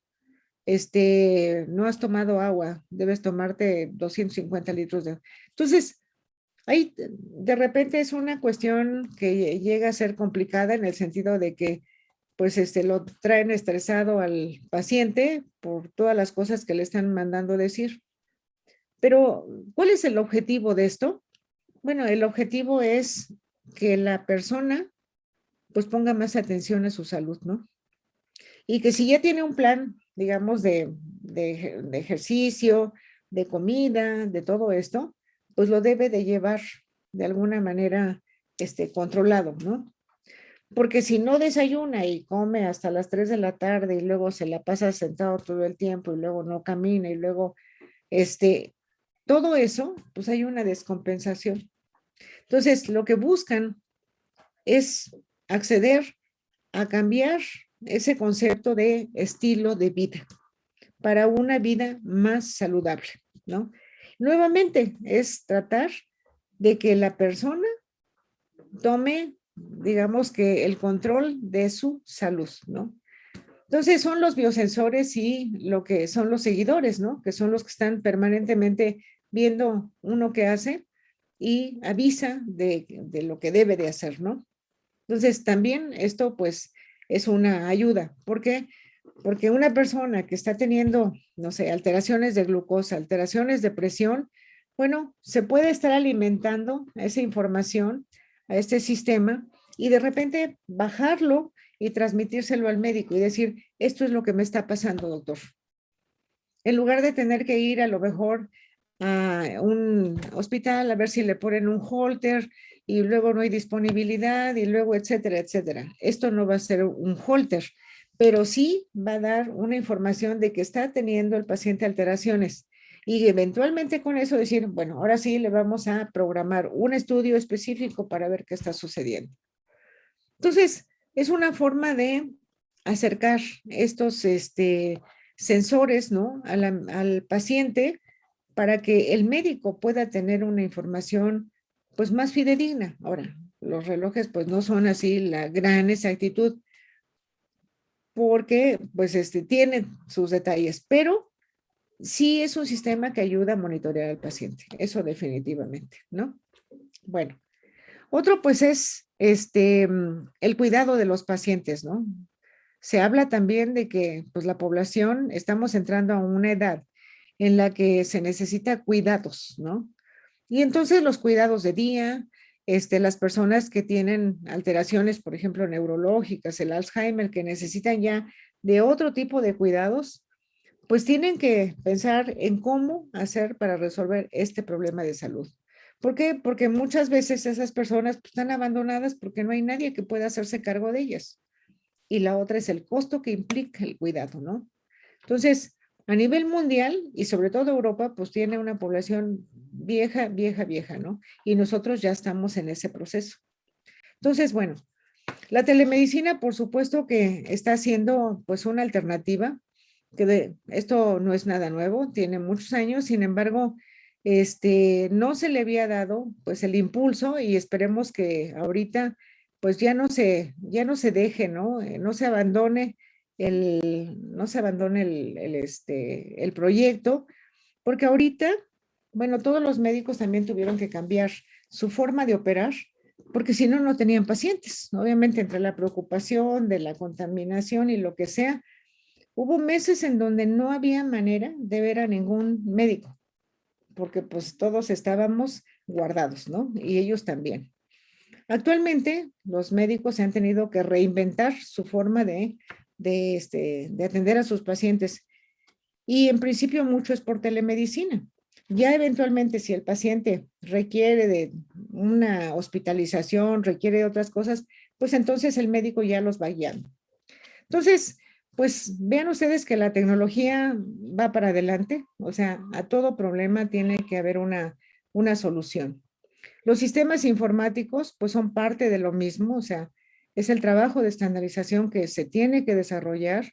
Actualmente ya hay bases de datos internacionales como la CIE 9, la CIE 10, que todos los hospitales deben de tomarla en consideración para poner un diagnóstico en los expedientes, ¿no? Por ejemplo, anteriormente, cuando alguien fallecía, pues todo el mundo, todos los médicos le ponían, ¿de qué falleció? Causa del fallecimiento, paro cardiorrespiratorio. Bueno, ese no es ninguna causa del fallecimiento. Todos vamos a morirnos el día que se nos para el corazón. Eso no hay duda. Pero de eso no se murió, ¿no? Se pudo haber muerto de un cáncer, ¿no? Eso sí. O de un problema de peritonitis, sí. O de una sepsis o de lo que quieran. Pero ese ya es un diagnóstico. O sea, hubo una sepsis por una peritonitis. Bueno, ok. Pero ya están prohibido el asunto de problema de paro cardiorrespiratorio, porque eso no es un diagnóstico de salida, ¿no? De la misma manera que el diagnóstico por el cual se hospitaliza el paciente, pues a lo mejor el problema puede ser un dolor abdominal en estudio, ¿okay? Un dolor abdominal en estudio. El tratamiento que fue una apendicectomía. O una colecistectomía o una cirugía para corregir la hernia hiatal. Entonces, ese tipo de estandarización es la que se necesita en muchas cosas de la medicina. Los diagnósticos ya los tienen y todos se tienen que, digamos que, hacerlo de la manera en cómo están descritos. Y obviamente es un catálogo enorme en donde los médicos tienen que ver, ¿no? Cuáles son el diagnóstico que más se ajusta a lo que el paciente tiene. Bueno, tenemos el rediseño de procesos, ¿no? Esa es una actividad de los ingenieros biomédicos que sirve después de tener la información y la optimización de los servicios médicos. Por ejemplo, cuando hay la llegada de una nueva tecnología. Generalmente las nuevas tecnologías dan origen a que se tenga que hacer un rediseño del proceso. Las nuevas tecnologías en general dan la oportunidad de tener una mayor capacidad de atención de pacientes, dan la oportunidad de tener un abanico mayor de aplicaciones para los pacientes, en fin. Pero sobre todo la cuestión de velocidad, ¿no? Entonces es necesario que se haga un rediseño de procesos. ¿Para qué? Para aprovechar la tecnología. Porque si se compra una tecnología avanzada, pero todo el proceso administrativo, operativo y demás sigue siendo de la misma manera como antes, entonces vamos a desperdiciar la tecnología. Si hablamos del equipo de rayos X, bueno, pues a lo mejor tenían que programar un paciente cada 20 minutos, ¿no? Cada 20 minutos. Y entre que lo que se tardan y se retrasan y esto, pues era como casi cada media hora. Entonces, llega un equipo de tecnología digital, prácticamente para tomar una placa de rayos X, pues es que metan al paciente, lo colocan, ponen los parámetros, toman hacen el disparo y en ese momento el paciente ya se puede ir, ¿no? ¿Cuánto se tarda? Se lo mejor 5 minutos entre que si entra, que si tiene silla de ruedas, lo que sea, póngale 10 minutos. Entonces, el siguiente paciente ya tiene que estar 10 minutos, 10 minutos, 10 minutos para que realmente se aproveche esa tecnología. Pero si todo el proceso sigue siendo como antes, entonces la tecnología no la vamos a aprovechar. Entonces, para eso, pues hay que trabajar en el rediseño de procesos. Y obviamente, bueno, nuevas líneas de investigación. O sea, en la medida que el hospital avance y la medicina avanza, hay nuevas líneas de investigación y desarrollo. Bueno, tenemos por otro lado lo que es el sistema de hospital, ¿no? Muchas organizaciones están trabajando en lo que es el expediente clínico del paciente. Y habíamos hablado justamente de que el paciente tiene que pasar por diferentes servicios dentro del hospital. Y toda esa información tiene que ser recopilada en lo que es el expediente clínico del paciente. Entonces, algo necesario es que los protocolos de comunicación de los equipos, todos los equipos médicos, puedan dar la oportunidad de obtener la información, ¿no? Si son datos, bueno, pues tenemos que son las interfaces HL7 para sacar los datos del laboratorio, los datos del quirófano, de la anestesia, de la terapia intensiva. Todo tiene que estar justamente en estos protocolos de comunicación. ¿Para qué? Para que entren a esta carretera de información que se llama expediente electrónico. Si hablamos de imágenes, bueno, las imágenes, pues la interfase de comunicación es DICOM 3 y todos los equipos deben tener esa interfase de comunicación. ¿Para qué? Para que se pueda obtener la información y subirla a esta carretera de información, ¿sí? Aquí están justamente lo que les decía, el CIE9, CIE10, que son las bases de datos internacionales de diagnósticos y de tratamientos. Entonces tienen que tomar en cuenta eso. Y hay protocolos GIS, que son los protocolos del manejo de información. Toda la información que se manda al expediente electrónico tiene que ser almacenada y manejada de forma segura. Obviamente, nadie que no tenga que ver este expediente, pues debe tener acceso a él, ¿no? Por ejemplo, los médicos, pues ellos tienen una, digamos, una licencia, un password para poder entrar a las computadoras de almacenamiento de los estudios de imagen para decir, bueno, el día de hoy al paciente Juan Pérez le hicieron una tomografía, entonces él puede accesar justamente a ese archivo para ver específicamente esa imagen, porque es de su paciente, ¿sí? Pero obviamente pues no podría o no debe entrar, o sea, todas las imágenes, todo, porque aparte no las necesita. De la misma manera que los estudios de laboratorio. Actualmente, pues, la mayoría de los laboratorios, uno va, se hace un estudio y después de ciertas horas le está llegando la información.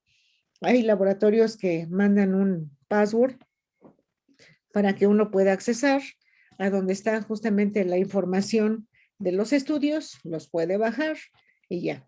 Y eventualmente hay laboratorios que uno puede decir, a ver, los estudios de Teófila Cadena, y salen los de este año, los del año pasado, los del antepasado, y tienen ahí un expediente de los estudios de laboratorio. Por otro lado, bueno, pues está todo lo de señales fisiológicas, o sea, todo lo de los equipos de monitoreo, de anestesia, que también debe de subir a este expediente.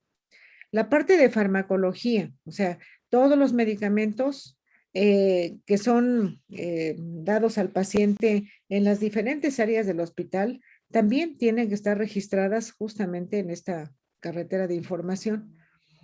Y algo indispensable, los costos, ¿sí?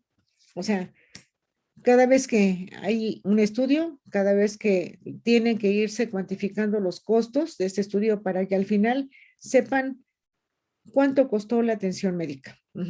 Y no nada más en un hospital, o sea, en los hospitales privados, no, en los hospitales gubernamentales. Todo cuesta y todo tiene que ver con presupuestos y disponibilidad de dinero.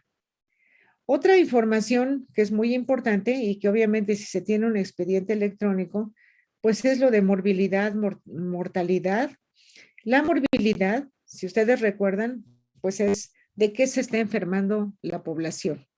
Entonces, en un determinado tiempo, si este hospital está teniendo muchos pacientes de colecistectomía, bueno, algo puede estar pasando y sirve también para estudios de investigación clínica, de por qué esa población y obviamente como en el sistema de administración están todos los datos del paciente, deben estar todos los datos del paciente, entonces pues puede haber un análisis de qué está pasando. A lo mejor es una zona de la ciudad en donde el agua está teniendo, no sé, más calcio, más compuestos que están generando problemas de colecistitis, ¿no? Pero esta información también se puede compartir, digamos, para estudios de investigación. Entonces, son cosas que van a ayudar mucho a tener las tendencias de qué está pasando con los pacientes. La otra es la educación para la salud, ¿no? Algo que desafortunadamente nos falta es justamente esa educación de la salud. Estamos como en el analfabetismo de la salud, ¿no? O sea, no nos preocupamos por saber qué debemos hacer para conservar la salud, ¿no? O sea, así como que, bueno, mientras no nos duela nada, pues no pasa nada. Pero entonces, esto sí es importante.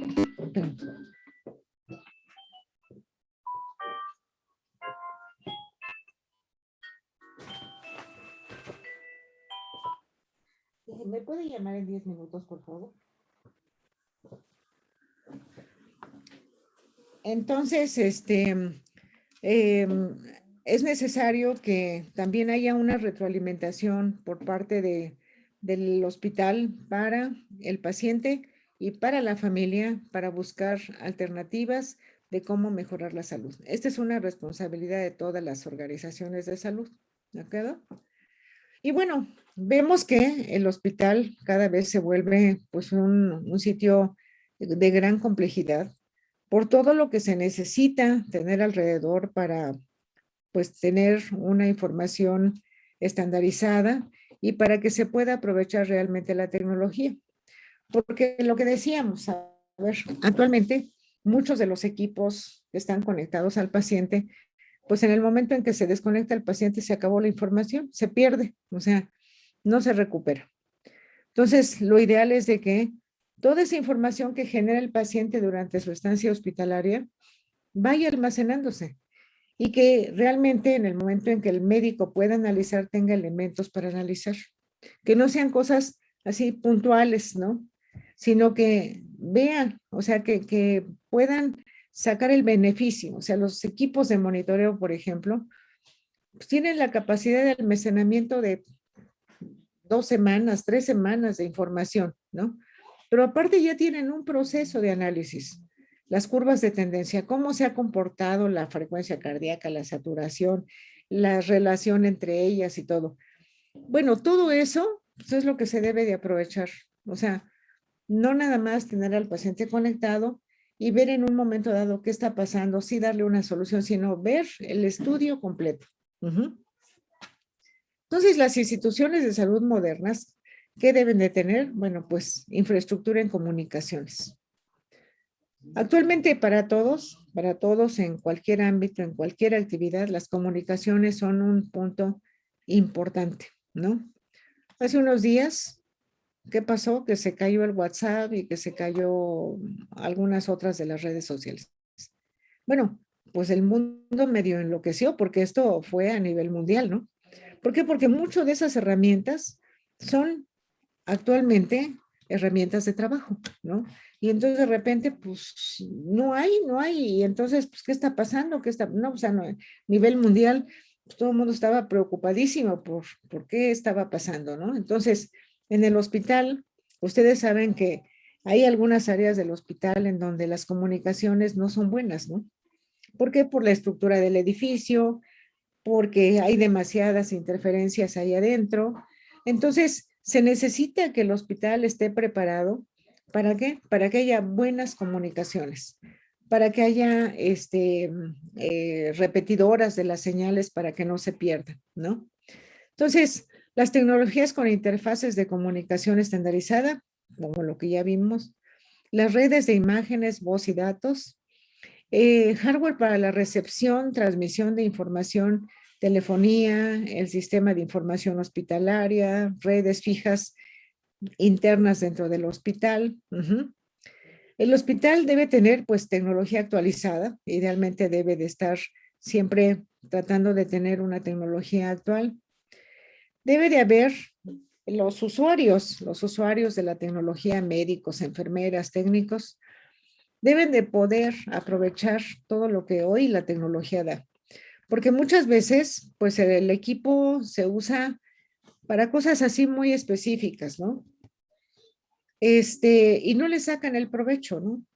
Lo que decíamos, a lo mejor un equipo puede tener 10 softwares diferentes, ¿no?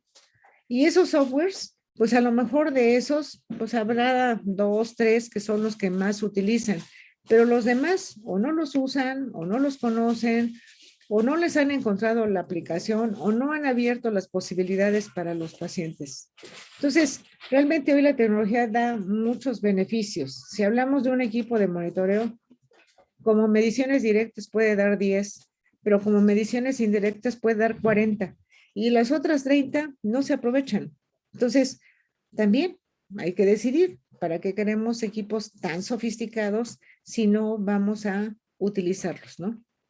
El expediente electrónico, el asunto de la telemedicina, pues que hoy se está necesitando, se está usando, tener en los centros, digamos, de menor nivel, los centros urbanos o rurales, en donde obviamente no hay el grupo médico especializado, pues a través justamente de la medicina, de la telemedicina, pues se puede tener esa red de apoyo con los hospitales que sí tienen ese grupo especializado, de tal forma que pues haya la consulta y el diagnóstico temprano de las enfermedades, ¿no?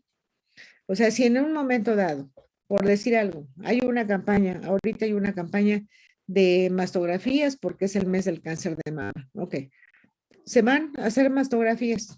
Bueno, lo importante sería que al tener la mastografía, si hay alguna duda o si hay alguna inquietud, bueno, que esa imagen la puedan transferir hacia un centro donde estén los especialistas para decir, doctor, no sabemos si esto sí pudiera ser un incipiente cáncer, ¿qué tenemos que hacer para que la persona la puedan derivar a un hospital de mayor nivel, le puedan hacer los estudios complementarios y realmente ayude a resolver un problema de salud, ¿no?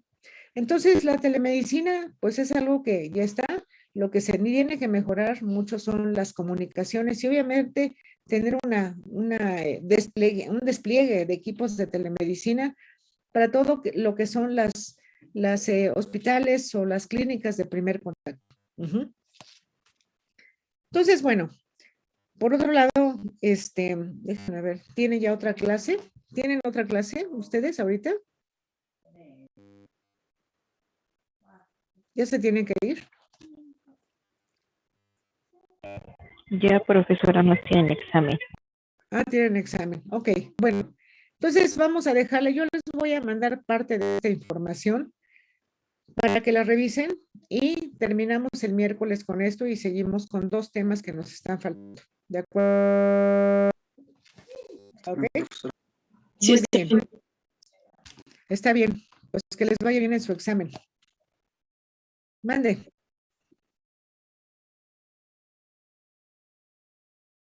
Sí, cómo no. Sí, ¿Cuál examen, profesora? perdón. ¿Va a ser examen? El examen de nosotros lo tenemos que hacer la próxima semana. Yo creo que lo debiéramos de hacer el lunes. El lunes o puede ser Puede ser el martes, pero tendría que ser un poco antes. A ver, déjeme ver, martes. Pudiera ser el martes a las 4 de la tarde para que tengamos tiempo. ¿Por qué? Porque yo tengo que hacer la revisión de todos los exámenes, son muchos. Entonces, y tenemos que entregar actas. Entonces, si quieren, piénsenlo, revisen sus programas y de cómo están programados sus exámenes y lo hacemos el lunes o lo hacemos el martes. Ustedes me dicen, Ok, profe, gracias. ¿sí? Órale, pues, muy bien. Hasta luego. Hasta luego. Hasta luego. Profesor, hasta luego. Hasta luego. Profesora, una duda. Dime. Sí, ¿Sí leyó mi correo del miércoles? sí, sí llegó.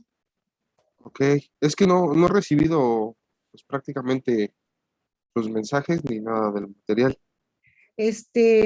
No, bueno, ahorita mandé nada más un, ¿cómo se llama? Un artículo. Ok, No he mandado más, pero ahorita lo checo y te lo reenvío y lo que Sí. vaya a mandar, pues ya te lo mando ese correo. ¿Sí? sí, profesora, le agradecería mucho. Está bien. Bueno, sería todo de mi parte. Muchas gracias. No, a ti, hasta luego. Excelente tarde.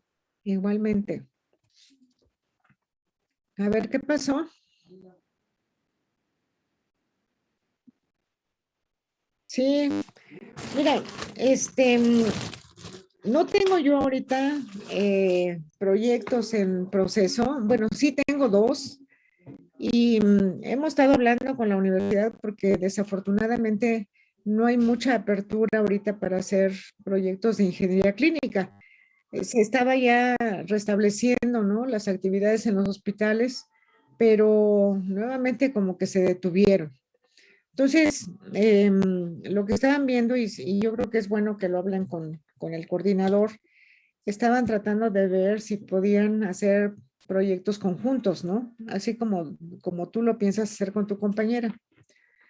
Pero pero no tengo yo algún proyecto que yo les pudiera proponer, porque tengo dos proyectos en proceso, dos tesis. Ujú. Si en algún momento ustedes tienen ya un tema y yo les puedo apoyar en algo, con todo gusto. Ujú. Sí, sí.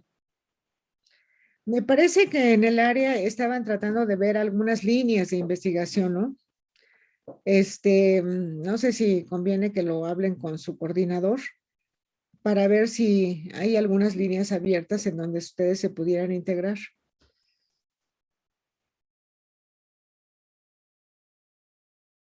Sí, claro que sí. Ya, cualquier cosa me avisan, sí. ¿Ok? Gracias. Que estén bien. Igualmente. Hasta Hasta luego. luego.